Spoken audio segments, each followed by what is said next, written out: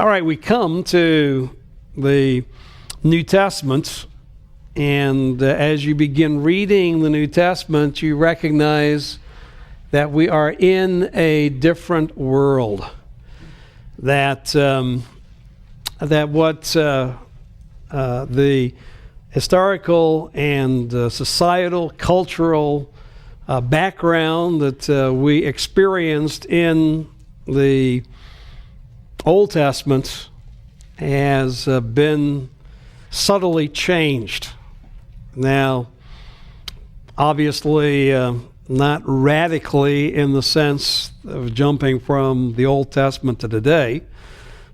Certainly, the world we meet in the New Testament does have more similarities with the world of the Old Testament than does our world today. But in many ways, our contemporary society, particularly Occidental society, Western society, certainly is more like the Greco-Roman culture that we meet as we get into the New Testament than the Old Testament. And so, of course, you start to ask questions on what happened. You start to see the Jews going to the synagogue and Jesus going to the synagogue. And after Jesus' death, as you get in the book of Acts, you see the Apostle Paul, as he would come into a city, would go first and foremost into a Jewish synagogue. Now, you realize, from the Old Testament, yeah, you had a temple, but where did these synagogues come from? And as Paul goes, and Jesus and then Paul goes into the synagogues, they run into religious teachers, particularly those of Pharisaic bent. And you can look as much as you want in the Old Testament, and you'll find anything about Pharisees. Or he comes to Jerusalem and he's dealing with Sadducees. Where do they come from? And who are these scribes? All right, so you realize as you start reading the New Testament, all right, there's a lot of connectivity with the New Testament as far as the Old Testament is concerned, but there's also disconnect, that you're running into new groups, you're running into new situations. In fact, you find out that Jesus is going to grow up in a town called Nazareth that is never mentioned in the Old Testament. And so you realize, okay, not only significant individuals, groups, but also you have geographical locations. And where do they come from? How do they come into existence? Why do they get this kind of importance? And so all of this is a reminder that, okay, you're in a new world as you come to the New Testament. And of course, gentlemen, since you're TMS students, that's the reason you have to learn two languages. Because once you get to the New Testament, you got a different language. So you've toiled and learned Hebrew, and now all of a sudden you're becoming a gladiator and learning Greek. So why do I have to become a gladiator? I just like being with my Hebrew profs. Why do all of a sudden do I have to enter into this new language? Well, because the Bible, the New Testament, is written in a distinctly different language than the Old Testament. So all of these things remind us that between the end of the Old Testament and the beginning of the New Testament, that there have been some significant changes that had taken place. And so we begin by introducing ourselves to the background of the Gospels and the first 12 chapters of the book of Acts. Because what we want to discuss in the next few minutes today has to do with the Jewish background of the New Testament. Now, once we get to Acts chapter 13, we venture into another world. As the gospel goes forth basically from its Jewish roots, from its Jewish background, it enters into the Gentile world, the world of the Greco-Roman Empire, And so at that point, we'll have to fill ourselves in on what that world was like. But at this point, as we come to the first part of the New Testament, as we come to about the first half of the New Testament, the Gospels and the book of Acts, that we are thinking in terms of what is now known as the Second Temple period in Palestine. And you can either take a look at the outline I have here as we talk about the historical background, or you can take a look at the pages 60 through 62 of the text, and you find that they take what I have in outline and they chart it out for you, the Second Temple period, with the important events from the end of the Old Testament history through what took place between the Testaments, and then finally what happens in the life of Jesus and the early church. So they have given you this same background to about the same place that I have as far as my notes are concerned. So you can just kind of sit back and think through the history. Not a whole lot of notes to fill in, just the fact that you can make the significant connections between the Old Testament and the New Testament. Now, CCC goes all the way back to the capture, the destruction of Jerusalem by the Babylonians, 586 BC, and the exile.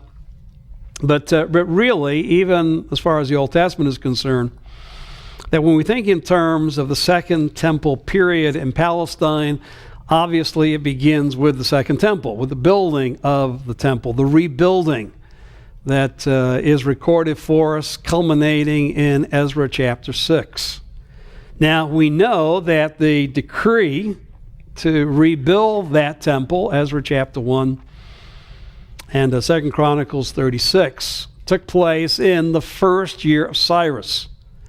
And so the decree is issued in 538 BC. So there's a sense in which we can say that, okay, the Second Temple period begins with the decree of Cyrus, prophesied originally by Isaiah in Isaiah 44, 45. And now it comes to pass, and Cyrus defeats the Babylonians, takes over the city of Babylon in his first year, summer 538 BC, issues the decree for the Jews to go back and rebuild their temple. And a remnant of a little under 50,000 Jews goes back and rebuilds the temple. Now, it doesn't happen overnight. You find out as you read Ezra chapter 3 through 5 that there were struggles, culminating with Darius having to refine Cyrus's decree, issue his own decree that the rebuilding of the temple can continue. And so the temple itself was not complete until 515 BC. But really, we think in terms of the Persian period.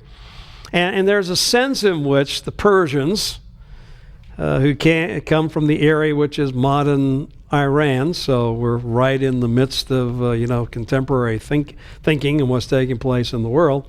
But what they basically did was conquer both to the east and to the west, and more dominatingly to the west than the east. But by the time that Cyrus and then ultimately culminating under King Darius, the king who issues the decree that allows the building of the temple to be completed, that particularly under those two kings, the Persian Empire really dominates and fills a geographical area that begins in the Indus River Valley to the east, the western part of contemporary India, Pakistan, goes all the way up into what is today Afghanistan and into southern Russia, and then come sweeping across Iran, Mesopotamia, Iraq, into the Levant, Syria, down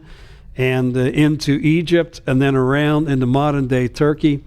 And actually there were Persian settlements also that were established in ancient Macedonia on European soil as well. And so the Persian Empire was the most expansive empire to that point known in human history.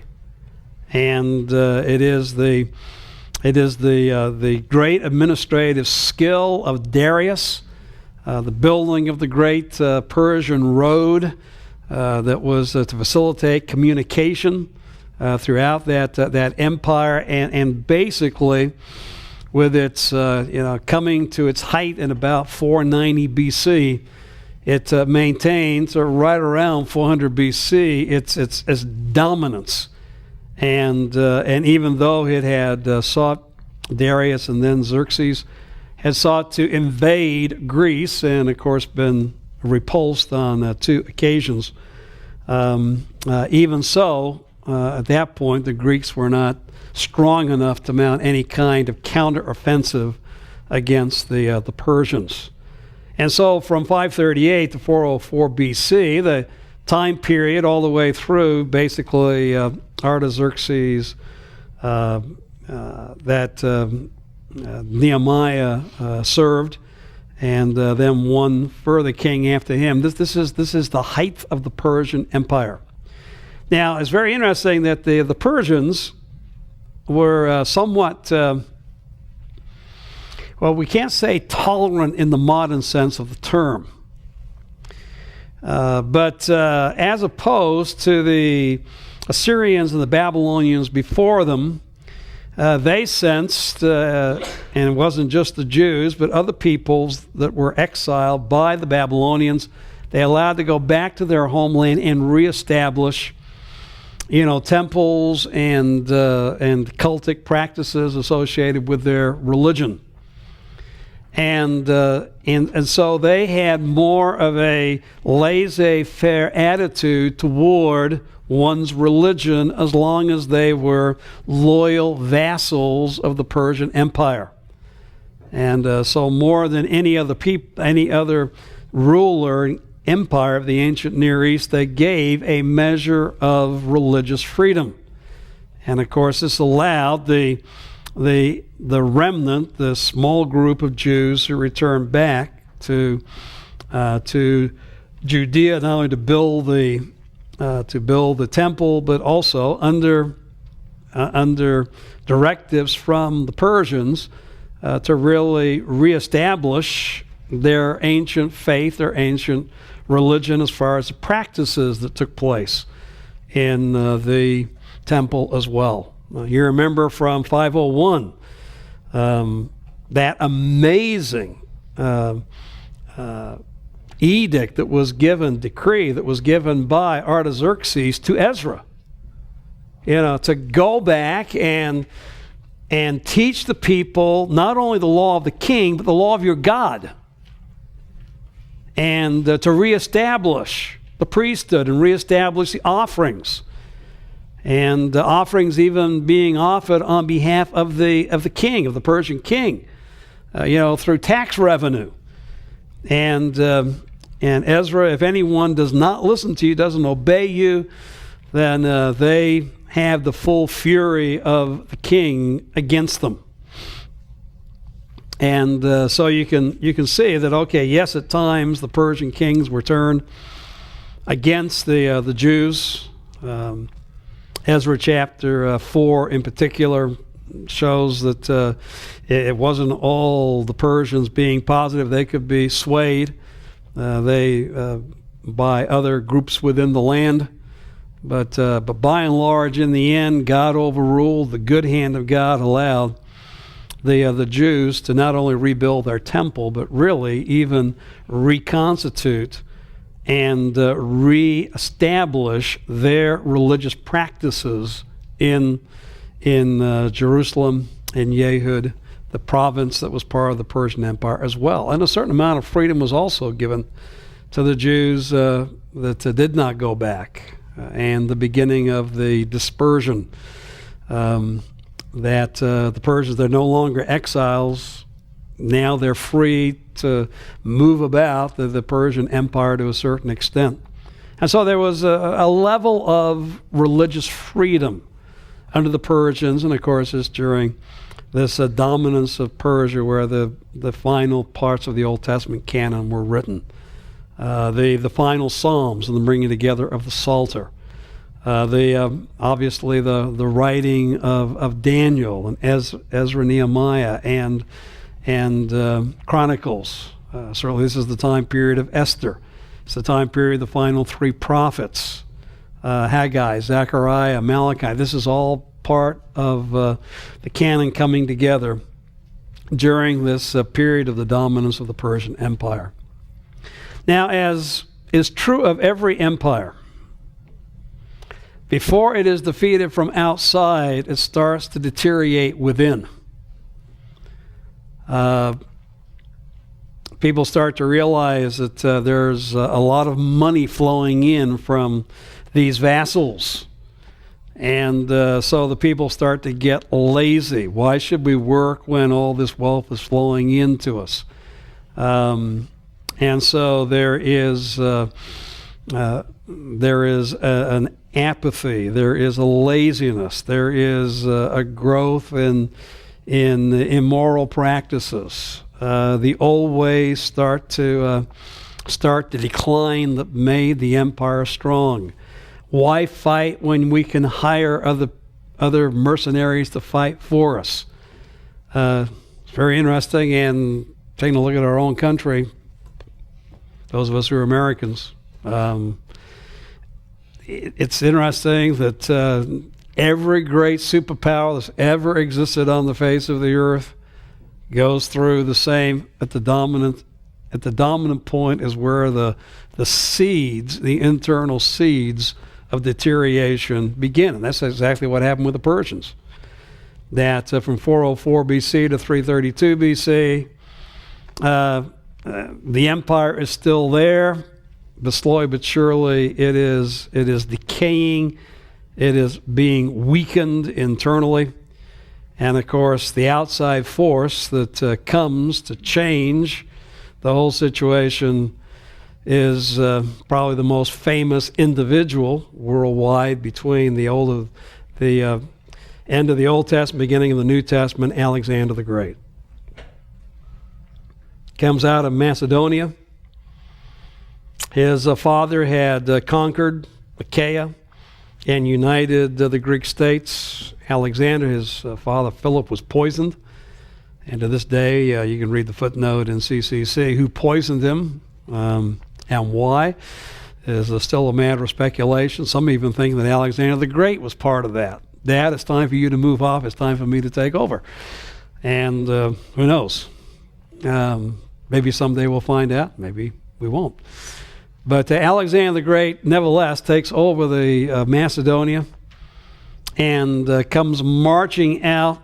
There are Greeks on the west coast of modern-day Turkey, Asia Minor, and he uses the fact that he needs to come and protect them and guard them as his rationale for invading the Persians. And of course, in three great battles from 334 to 331, he defeats the Persians, and of course, like I said, they were just fat and ready to be rolled over, and Alexander comes and does that.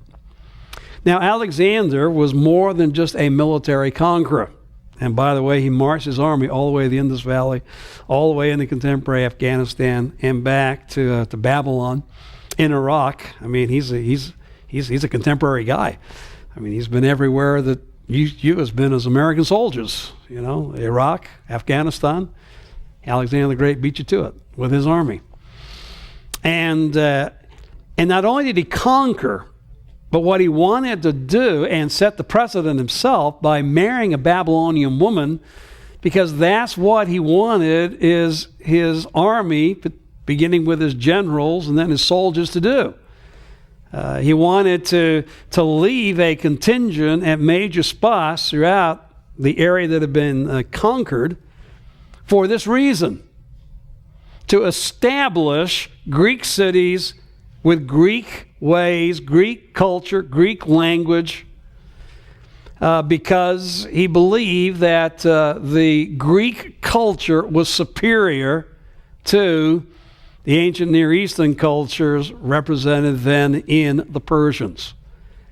And by the way, until about 100 years ago, basically everything we knew about the Persians came from the Greeks. And the Greeks didn't like the Persians. They're the ones, and of course we said that obviously there was decline that had already taken place. But they did picture the Persians as being lazy, as being stupid, as being those who were basically, immoral, and of course the Greeks were superior in their mind. And I guess to this day, the Greeks still consider themselves in some ways superior when it comes to rationality. No, they've been taken over by the Germans. No, nothing. Yeah, there's always this intellectual group. That was the Greeks of their day. That was Alexander. He had been tutored by Aristotle. Philip, his dad, had gotten Aristotle to tutor him as a teenager. And so he was enamored, imbibed with the superiority of Greek thinking, Greek culture. And so it wasn't just that he was a military conqueror. He viewed it as his destiny to establish Greek ways throughout the entirety of his empire. Now, significantly, that through Alexander himself doesn't impact the Jews.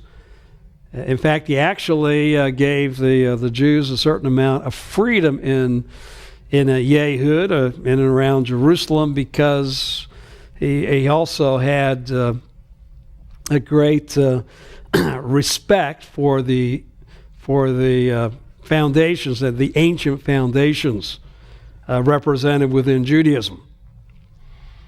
But Alexander dies, 323 BC. His son, a brother, are weak. They're deposed. His generals take over. His generals fight. And by about 300 BC, basically, Alexander's empire has been divided among 4 of his generals. And 2 of the most important that relate to what is taking place in Palestine are the Ptolemies in Egypt and the Seleucids in Syria. And they battle for supremacy, though they were both equally committed to Greek ways and the superiority of Greek life, Greek thinking, but fought among themselves. And of course, what happened was that the southern part of the Levant and around Jerusalem became a place where both the Ptolemies and the Seleucids wanted to dominate, obviously on their border to control it against the strength of the other party. As you can see, from 320 to 198, the Ptolemies controlled Jerusalem and the Jewish territory. As long as the Jews would capitulate to Gentile ways for influence and would pay their tributes to the Ptolemies, a certain amount of freedom was given. Now there was a pressure to become Greek, and significantly it was young men who felt that pressure the most because they wanted to get ahead in life. And so yes, you have the Greek gymnasiums, the Greek baths, etc., starting to appear in Jerusalem even under the Ptolemies.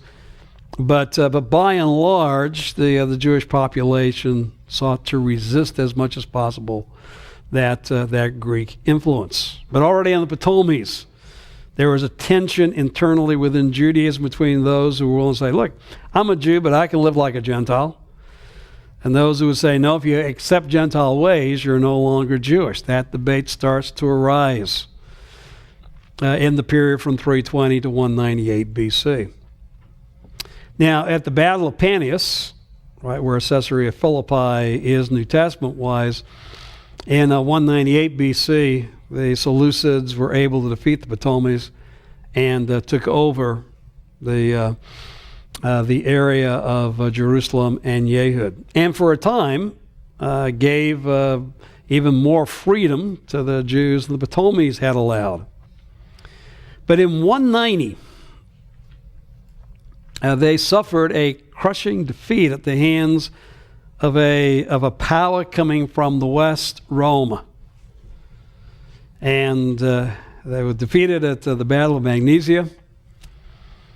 Now, the Romans were not able, they were much more systematic than Alexander the Great, that they would conquer and then they would impose their rule both from the top down and also seek to establish loyalty to Rome from the bottom up. And they were in the process at that point of dealing with a rebellious Greek population that they still had to tame Macedonia and Achaia, so they weren't ready to move any further east. So what do you do, to make sure that this vast nation to your east is weakened? Well, what they did is they put a crippling tribute on the Seleucids for 12 years. Okay, you lost, and now you're going to have to pay us through the nose. Well, the Seleucids didn't have that much money. They got to go to their vassals and increase their taxation as well, which they did. And so what took place from 190 to 178 BC is that there was a tremendous financial reversal. Poverty came into Jerusalem like it hadn't previously. Now, after that 12-year tribute was paid, a Seleucid king by the name of Antiochus, you know of Antiochus Epiphanes, the bright one, Antiochus IV, decided it was time to start to take control once again of his empire and start to push against the Roman domination. And so he decided, rather than go smartly, directly to the west, he went and sought to conquer Egypt, the breadbasket of the ancient world. Right? Remember, you're dealing with tremendously poor, country at this point. And so he invades Egypt, only to be met by the Roman fleet. Getting a little too contemporary there, aren't I? The Roman fleet. And so he is repulsed and turned by the Romans back. And so you have an angry Antiochus who takes a lot of his brutality out on the Jews. And he is the one who desecrates the temple. He did many other things. He stopped the Sabbath observances. He destroyed copies of the Torah throughout the area around Jerusalem. And of course, he put heathen standards within the temple, and of course, culminated by offering a pig of all things on the altar in Jerusalem. And no matter where anyone stood as far as how Greek can we become, that was going too far. In other words, he tried to forcefully convert them to his Greek thinking, his Greek ways, his Greek religion. In fact, I shouldn't say it was the standards were brought in. That's by Pompey. Actually, what he did, he put an image of Zeus in the temple, the head of the Greek pantheon of gods. Well, this was too much. The Jews gathered together around a family known as the Maccabeans and revolted against the Seleucids, against Antiochus, and so this became known as the Maccabean revolt. And so there was battles that were fought from 166 to 142 BC. Jerusalem, the temple, was actually taken by 164 and cleansed, but continuing warfare took place until finally in 142 BC the Seleucids gave up and gave independent control of the land to the Maccabeans, who became known by the ancestral name the Hasmoneans. Now, what we need to realize is that what led to this was not only obviously the guerrilla warfare, but also the fact that the Roman Senate declared the Hasmonean family friends of Rome. And then once their independence has been wrought, it was recognized by the Roman Senate in 139 BC. In other words, yeah, the Jews were independent, but their independence was because of the power of Rome. In other words, Rome, who is trying in any way to keep the Seleucids weak, encourage anybody who's fighting the Seleucids, including the Jews. And so they did. And kept a watchful eye.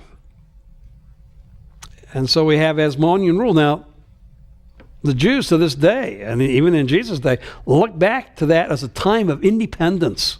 We were free. Well, yeah, if you don't have a dominating army and you weren't paying tremendous taxes, to a foreign country, yeah, you were free. But if Rome wasn't your defender, they would not have been free. And in fact, what happens is Rome slowly but surely, as they start to consolidate that power in the East, they become more and more involved in Jewish affairs, even during the Hasmonean rule. Now, it's during this time, because also this was working against the Seleucids as well, where the Hasmoneans were allowed from their little base in Jerusalem to start to expand and conquer to the south what was Old Edom, Idumea, to move into and take the area north around the Sea of Galilee, that became the area of Galilee. It's just during this Hasmonean period, particularly from 142 to about 103, 102 BC, where the Jews just expand into what was the Old Testament land of Israel. But they're able to do so because, the Romans wanted to keep everything weak, and so they allowed the Hasmoneans to do that.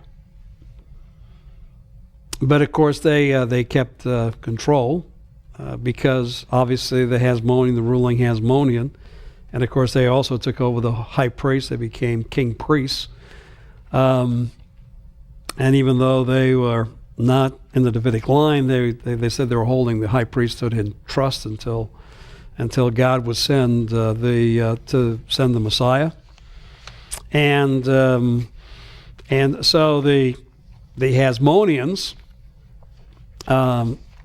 obviously to maintain their position, had to have the Romans continue to. They wanted that aspect of still being considered friends of Rome. So they did everything they could to appease and keep the Romans happy.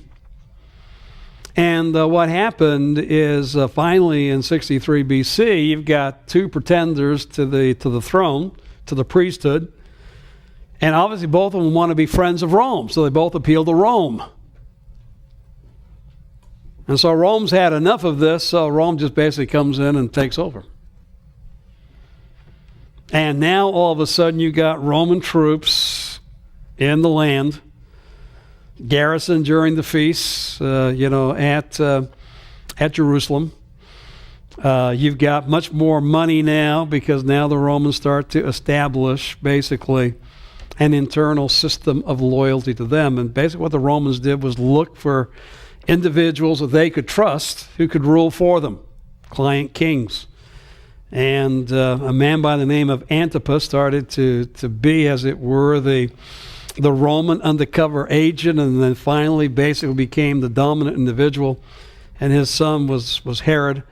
And Herod in 40 BC was declared by the Roman Senate to be the king of the Jews. And he went and fulfilled that, raised an army, and became literally king of the Jews in 37 BC, but declared that by Rome. So you get Matthew chapter 2, where is he who is born king of the Jews?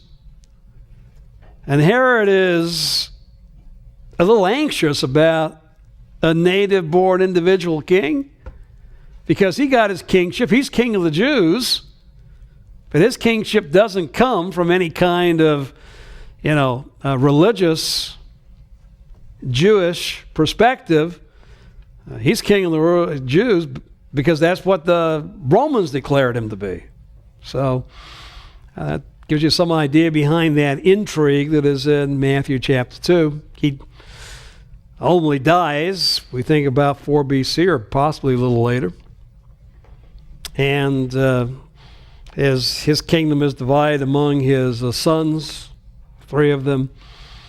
And Archelaus, his son, that got Judah and Samaria, was so bad, the Romans had to come in and just rule it directly through Roman governors, which they did from AD 6 onward, except for a short period from 41 to 44 when Herod Agrippa the first ruled basically his grandfather's territory, but he's the one who dies in Acts chapter 12, a very painful death because of his being accepting of worship. He's like a god and he accepts it. And so God just kills him with being eaten by worms. Not a good way to go. But that's what happens when you take God's place and take the glory that should be God's. And so by and large, from AD 6 on, we have Roman governors, the most famous of whom, from 26 to 36, was a man by the name of Pontius Pilate. And later on, we have the governors Felix and Festus that we'll meet in the latter chapters of the book of Acts. These were Roman governors, and that's how they came to have this direct rule. Now, Galilee was during the time of Jesus Christ, there was a client ruler. It wasn't a client king, but a client ruler called king, and that was Herod Antipas. And so the Herod we meet in Galilee is directly under the Romans. And so Pilate has no authority in Galilee, and Herod has no authority in Jerusalem. They're both exercising power for Rome, but they're independent, as it were. They're directly related to Rome in different ways. Well, to sum it all up, what you see in CCC, and I have this chart before CCC, although I put it in the chart form that they have, and it's on page 73, the 5 major crises of the Jews in the Second Temple period. The first crisis was the actual building and renewal of the temple worship under, at times, hostile circumstances, depending on who the Persians were listening to at the time. And of course, that is seen in the book of Ezra and Nehemiah in the Old Testament. Second of all, the collapse of the Persians and then the coming of Greek ideas. Now, the thing is the Persians did not seek to make the Jews Persians. They had a basically live and let live approach. But as we've seen, once the Greeks come, it's not live and let live anymore. It is, we are superior to you, and if you know what's good for you, you will do it our way, And of course, if you want to have any kind of influence and prosperity, position, you will do it our way. And so a tremendous change with the collapse of the Persian Empire and the beginning of the influence of Hellenism. And then you got the violent persecution by Antiochus Epiphanes, already predicted in Daniel 8, Daniel 11, that took place from 168 to 164 BC. Then the domination of Palestine by Rome, and then the final great crisis within the New Testament era itself was the destruction of Jerusalem and the Second Temple, with the beginning of the Jewish rebellion in AD 66, and the final collapse of Masada in 73, which brought that rebellion to an end, though the key event was the destruction of Jerusalem and the temple in AD 70. Now, after that, the Jews still had settlements throughout the land of Palestine. There was a further rebellion, 132 to 135, the Bar Kokhba rebellion, and because of that, the Jews were then dispersed by the Romans. They could no longer live in the land. And a dispersion which basically, historically, did not start to turn around until the end of the 19th century when Jews started to go back and settle in the ancient land that was Israel. So really from 135 to really about 1875, 80, 85, legally Jews could not be in the land. Now there might have been some Jews here and there as slaves, as servants, but you have really about 1,800 years of plus of no Jews in the land. So, but of course that has turned around, and today we have about somewhere between 6 to 7 million Jews that are back in the actual land of Israel. So this is what had happened historically between the end of the Old Testament and the beginning of the New Testament. And as we'll see, this history is important and vital because it gives us a lot of background as far as the New Testament is concerned. All right, well, let's go ahead. Any questions before we take a break? You don't have to get all the dates. You don't have to get all the battles or anything like that. Just get the general flow from Persia to Greece through the Hasmonean influence that starts to bring in the Roman, and of course the Romans were enamored by the Greek too. That's why it's called Greco-Roman. and then by 63 BC on, it's basically Roman influence that is dominant. Though the Greek language and Greek ways, Greek thinking obviously still has a great impact, and that's still seen in the New Testament. Was the Hasmonean a Jewish family? The Hasmoneans were a Jewish family. Yeah, they were a priestly family, so they were from Levi. Yeah, so the Hasmoneans were Jewish, as opposed to Herod the Great, who was an Idumean. He had Edomite, Esau background. So not only was he king of the Jews by Rome, but he was also an Edomite from Esau. So, I mean, he had double whammy. You know, he had the wrong father and he had the wrong people saying he was the king of the Jews. So, and the question you say is, well, why? Why did the Jews give in to him? Well, he's got the power of Rome behind him. And actually, Herod, knowing the people didn't like him, did things to try to appease the Jews. One of those things was the enlarging and beautification of the temple. Now, he was thoroughly Roman. He also built Caesarea. And Caesarea had, no Jewish influence whatsoever. It was a purely Roman city. That's where he spent most of his time. And he didn't want to come into Jerusalem for too long because all those Jews are there.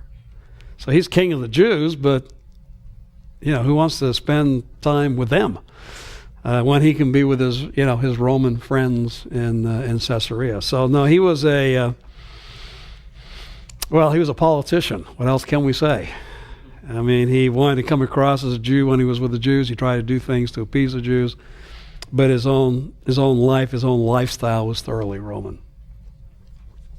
Yet the wife he loved the most was Hasmonean. Was it Marian? I think was her name. I mean, the one that he dearly loved, but he killed her just a few years before he died. Because he was always paranoid that someone was trying to kill him. So he killed them before they killed him. So he put to death many of his wives, many of his sons.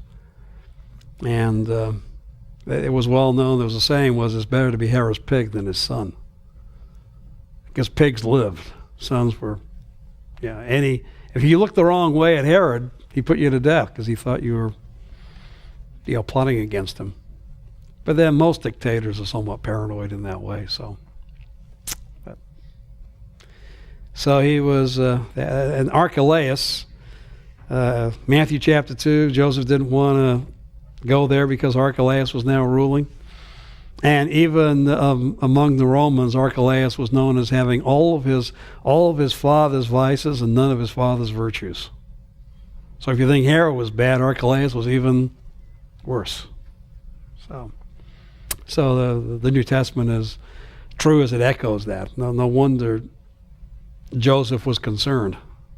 And that's why he goes to Nazareth. Nazareth is out of Archelaus' territory and in Herod Antipas's territory.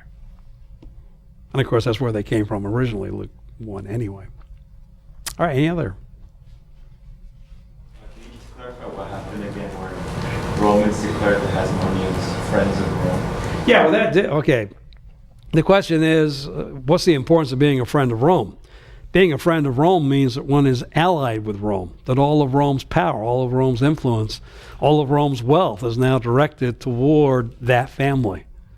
So by the Hasmoneans being declared friends of Rome, I mean, immediately they become the most influential family in all of Judea.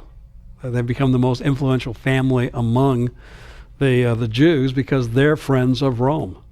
And of course, as the Hasmonean dynasty is set up, the Roman Senate recognizes their right to rule in 139. So this is all, and again, you got to realize that they were the ones who were weakening the Seleucids, weakening the Ptolemies, which allows then, they're anti-Ptolemy, they're anti-Seleucid, they're pro-Hasmonean. That's the best place to be when Rome is starting to dominate the world, dominate the eastern part of the Mediterranean. So that's why they had this pseudo-independence from 142 to 63. But it was all under the umbrella of Roman power.